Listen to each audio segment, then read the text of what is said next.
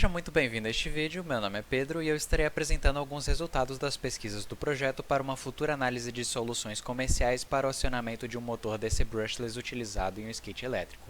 Aqui na tela nós temos os objetivos que nós do projeto buscamos cumprir durante o andamento do mesmo, que são avaliar os motores que são utilizados em protótipos já existentes de skates elétricos, focando no acionamento do motor brushless DC, compreender como é montado o skate elétrico, assim como suas limitações e restrições, estudar a fundo o motor utilizado no skate elétrico, que neste caso é o brushless DC, e avaliar as especificações do motor do protótipo escolhido, propor uma solução para o acionamento desse motor, já que ele não é um motor tão simples de ser acionado, e isso a gente vai ver mais para frente nessa apresentação, realizar simulações da topologia da placa de controle e acionamento do motor, fazer a prática dessa topologia e compilar os resultados dos objetivos anteriores na forma de artigos, procedimentos técnicos e minicursos para a comunidade acadêmica externa, como é essa apresentação com slides que eu estou mostrando agora. Aqui no próximo slide nós temos a foto do modelo de skate elétrico a ser utilizado na pesquisa.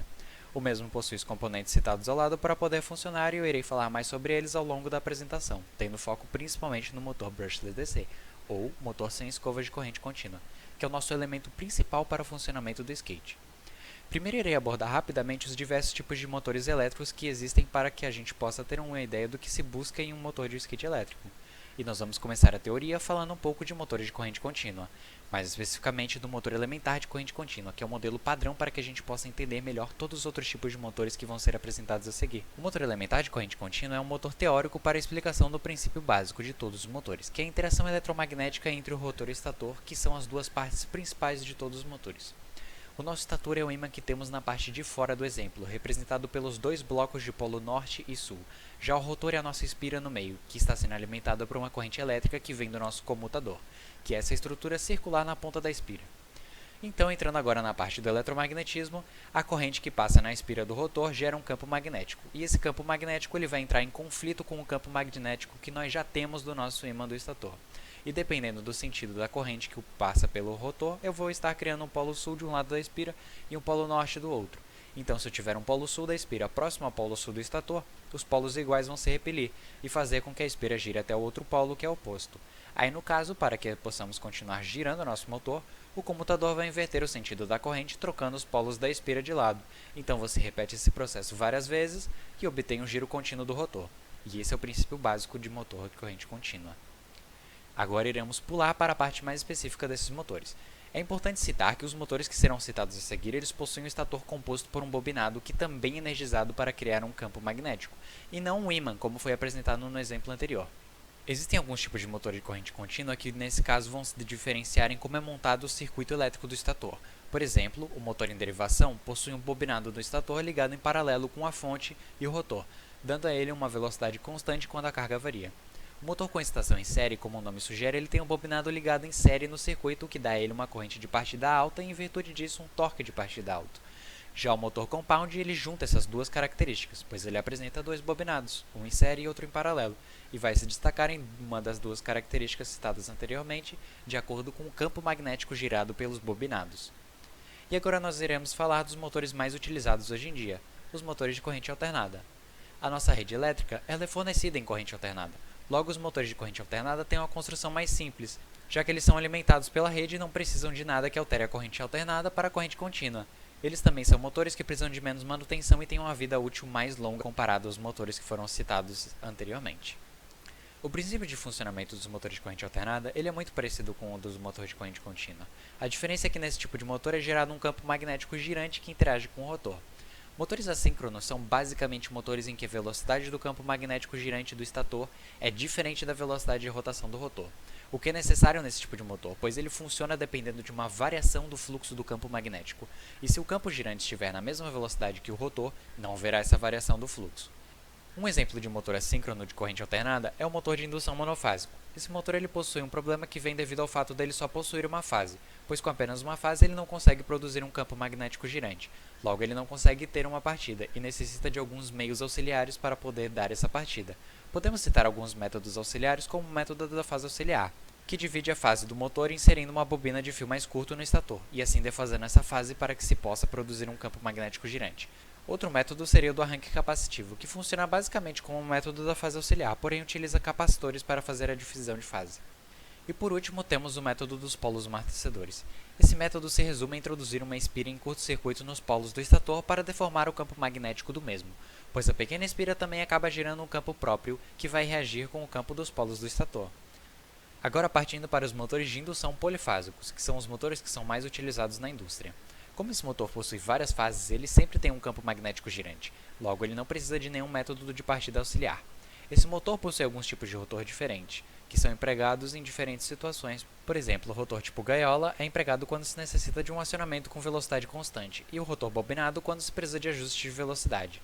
Os motores síncronos são motores que têm a velocidade de rotação em função direta da frequência da rede. Seu campo magnético girante tem a mesma velocidade que o rotor. Logo, eles possuem uma velocidade constante dentro de uma ampla faixa de variação de cargas. É um motor muito utilizado, por exemplo, para corrigir o fator de potência em fábricas. E alguns motores síncronos de pequeno porte são utilizados até em relógios analógicos. E agora, finalmente, iremos falar do motor BLDC. Primeiramente, ele já se destaca dos outros motores citados, tendo em vista em que seu rotor é composto por ímãs permanentes que podem ser inseridos no eixo do rotor de várias formas, como vemos na imagem no canto direito superior.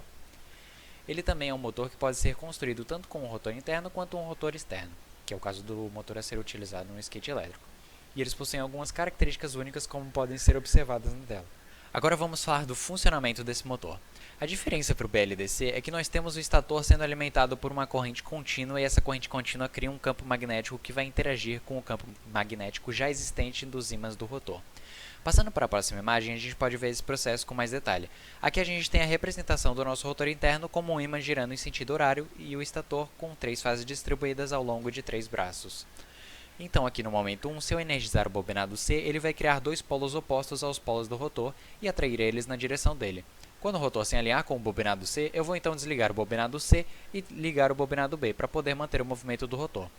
Notem que quando o meu rotor chegar no bobinado A, eu vou precisar energizar o bobinado C novamente, porém agora com uma tensão negativa, porque eu preciso agora que o polo C2 do meu bobinado seja o norte e o polo C1 seja o sul para poder continuar atraindo o rotor.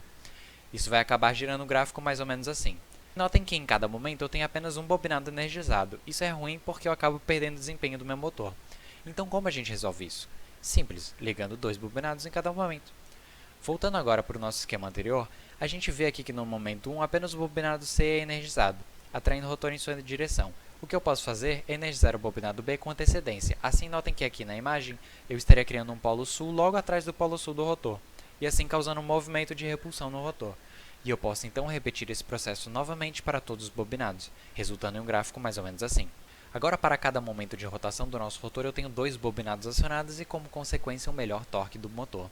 Mas aí vem a pergunta, como que o motor sabe quando ativar e desativar uma bobina no estator para poder girar o rotor corretamente?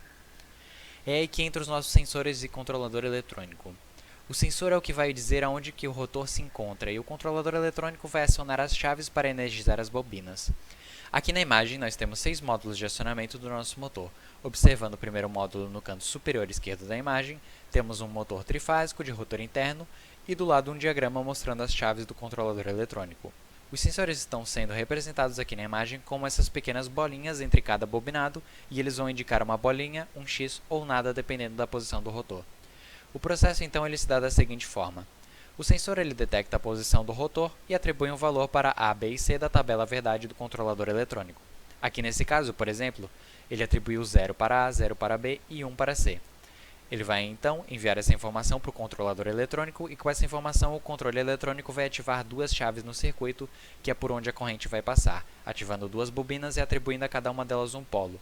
Eu vou então repetindo esse processo, dando para cada momento de rotação do rotor um valor ABC, totalizando 6 pulsos, e temos o nosso movimento de rotação. E assim finalizo a parte de funcionamento do nosso motor. E na próxima imagem nós temos as especificações do BLDC que está sendo utilizado no projeto, tais como potência de 150 watts, tensão de 24 a 42 volts, rotação da velocidade de 900 a 2000 RPM, corrente máxima de 20 amperes, tamanho do rotor de 70 mm por 50 mm. E por último, finalizando a apresentação, os objetivos em andamento no projeto, que são a conclusão da simulação do acionamento do BLDC, estudo da programação no Arduino, montagem da PCI, a placa de circuito impresso, implementação prática, testes, medidas e a elaboração de artigos com os resultados. Muito obrigado por assistir esse vídeo, por participar da Semana Nacional de Ciência e Tecnologia e tenha um bom dia!